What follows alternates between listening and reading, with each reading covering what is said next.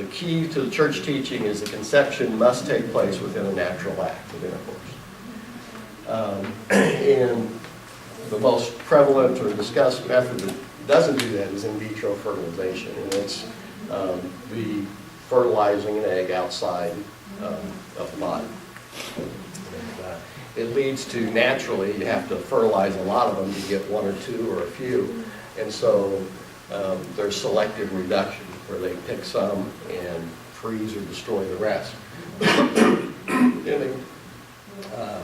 Sex selection.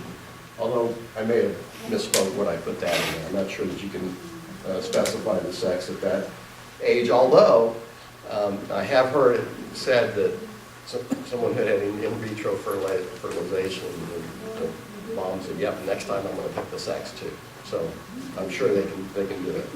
But again, the wonderful gift of a child that many married couples would love to have is a great thing to desire, but the end never justifies the means. And it's important to note that a child born this way is no less a person.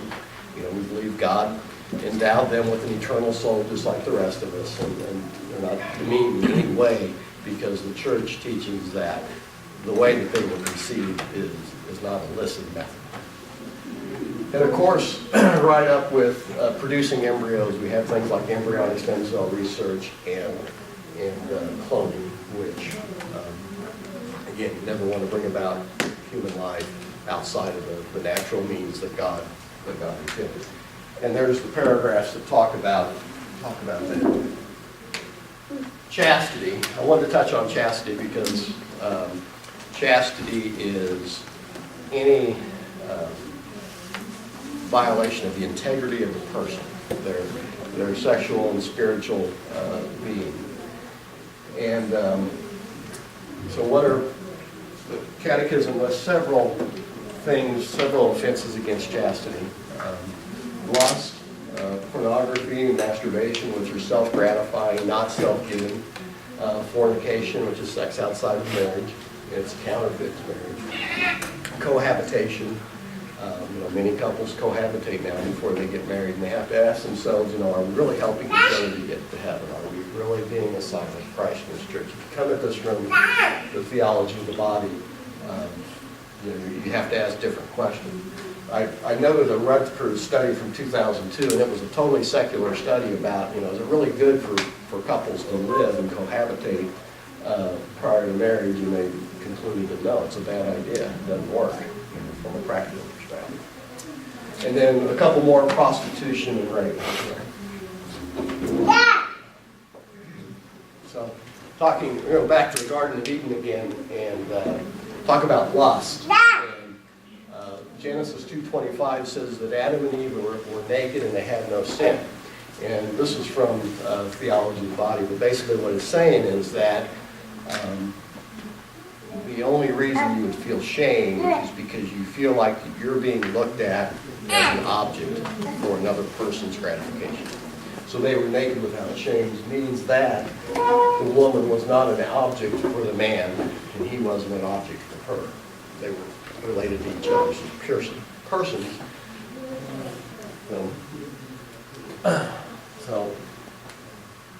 Famous teaching of Jesus in the Sermon on the Mount is about lust.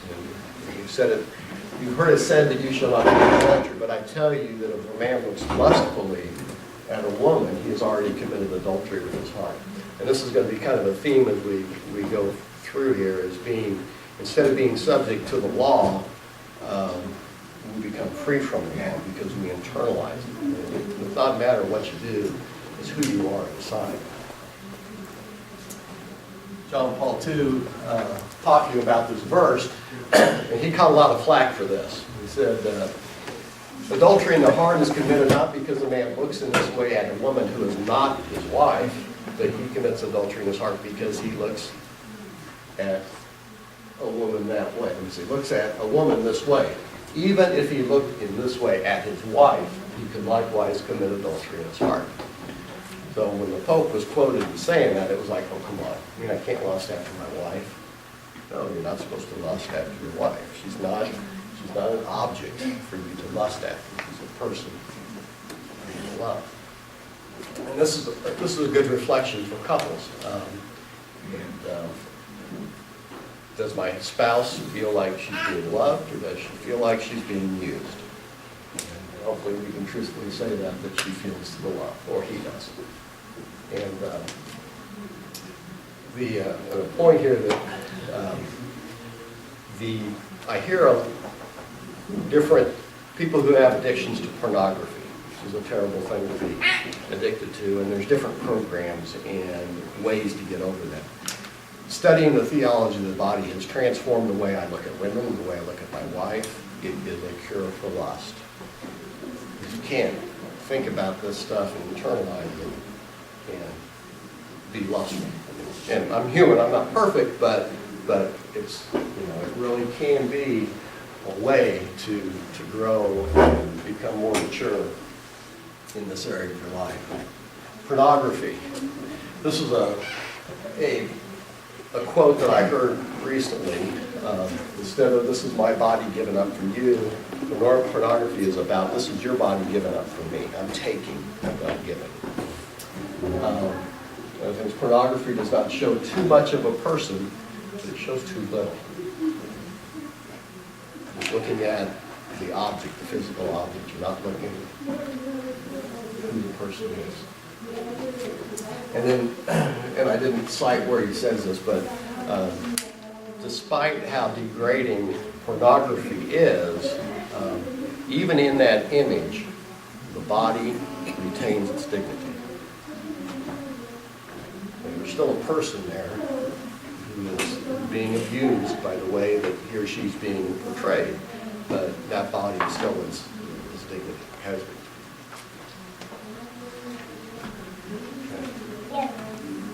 Homosexuality gets a lot of press now, and the church catches a lot of flack because of the teaching about homosexuality. And basically, again, I cite the catechism paragraphs here that talk about this.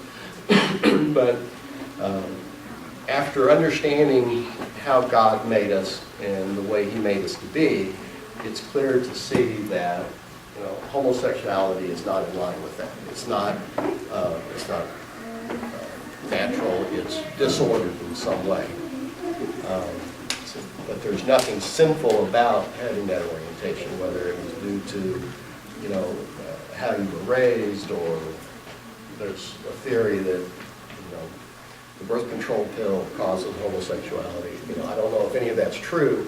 But I know that there's a lot of people who have homosexual orientation, and it's not due to anything that they've done wrong. But that's not sinful. But acting it out is, which seems terribly unfair. If that's my orientation, and you're heterosexual, and you can get married, and you can enjoy that, but I can't. And I'm not here to speak, could go into great depth there. But it's very clear that the church is not homophobic. The church, Christ, God wants the good of all people, and that every person is made in the image of God. In fact, I know people who have homosexual orientation. You don't treat them any different. You love the person, you pray for them, you help them. There's a couple websites here that are specifically for support. One is Courage, which is a specifically Catholic group to help those struggling with homosexuality. NARTH is the National Association, I had to look it up last night, National Association for the Research and Therapy of Homosexuality. And it's about research and helping people overcome same-sex attraction. And recently, I think it was California outlawed. It's illegal to take someone under the age of 15 or 16 or something and try to get them to change their gender identity, to get them back if they're a boy, to teach them how to be a man. And so they've caught a lot of flack for that, because that's what they do. They're trying to help people recover through legitimate therapy to overcome their same-sex attraction. Okay, freedom from the law. Christ did not come to give us more laws to follow, but to change our hearts so that we could fulfill the law. Catechism. The law of the gospel does not add new external precept, but proceeds to reform the heart, where man chooses to be pure and impure. If we need the law to avoid sin, then we're really not free from the law. So when St. Paul talks about being free from the law, like here in Galatians, you know, well, do I have a married couple here? You want to volunteer? Frank. When it comes to Phyllis, do you need the law, thou shalt not kill my wife? Do you have any desire to kill Phyllis?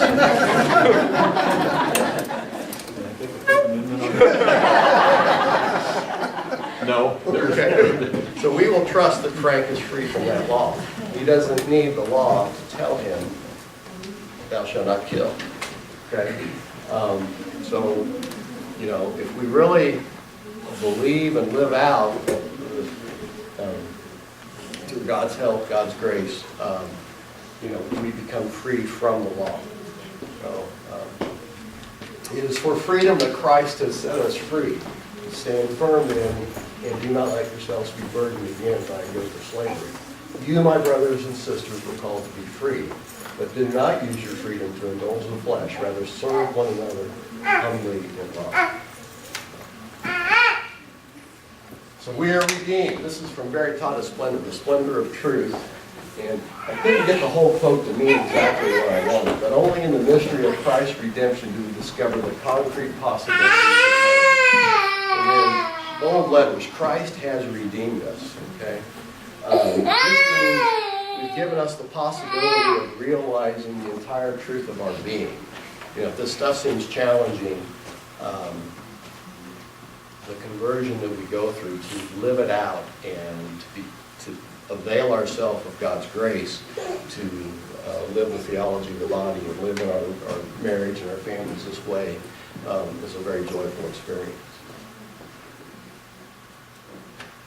Okay, we're going to go from sex and marriage now to life issues.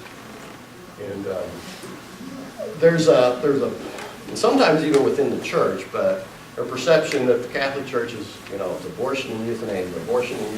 Well, what about, you know, the homeless and the hungry and the oppressed? And, you know, in Evangelium Vitae, John Paul II, you can read the list. You know, selling of women and children, prostitution, anything, any time that a person is treated as an object, it's a violation of the sacredness of their life. So there is an overwhelming desire for the goodness of life and to overcome anything that makes people objects or being used by others. So, in fact, I don't have it up there anywhere, but the opposite of love isn't hate. The opposite of love is being used. Okay. Life is sacred. A quick quote from the Catechism: every human life from the moment of conception until death is sacred because the human person has been willed for its own sake in the image and likeness of the living and holy God. So God willed us to be so we could be. You know, He didn't make us to entertain Him. He willed us for our own sake. And again, as we started with, to be in a relationship with Him. So. And a good quote from Jeremiah: before I formed you in the womb, I knew you, and before you were born, I consecrated you. God thought of us from all eternity. Okay, now, the topic of abortion, you know, could go on, discussions of the aspects and the pros and cons and different ways to argue against abortion, and I've read a lot, and for the sake of time tonight, there's a real simple way of thinking about it. You know, there's four possibilities. The fetus is either a person or it's not. And either we know it and we're sure about it or we're not. So in the top left-hand corner, whether or not we know it or not, the fetus is a person. But in this particular case, we're sure about it. Well, if that fetus is a person and we know it, then it has all the rights and the right to life of any other person. In the lower right-hand